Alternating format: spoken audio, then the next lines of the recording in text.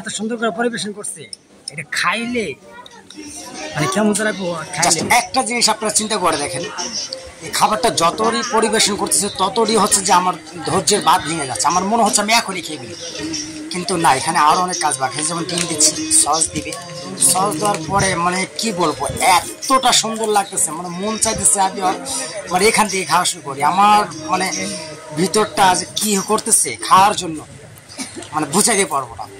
আপনি দেখেন একটা লুক, মানে এই লুকটা একটু মানে দেখেন কি পরিমাণ সুন্দর লাগতেছে, আর খাইতে যে কি পরিমাণ মজা লাগবে আসলে বুঝতে পারবো না। খাবার রোডি আমার টেবিলে চলে আসতেছে, খাবো ইনশাল্লাহ, খেয়ে আমি আপনাদেরকে বোঝাবো যে আসলে কি বলবো।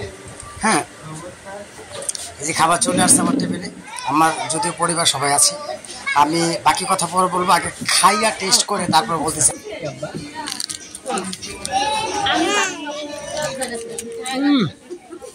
সেইরকম স্বাদ,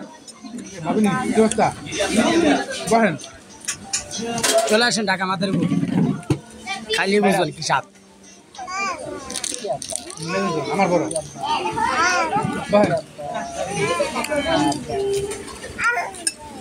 সেইরকম স্বাদ লাগে, খাই পরে আবার কথা কমনে।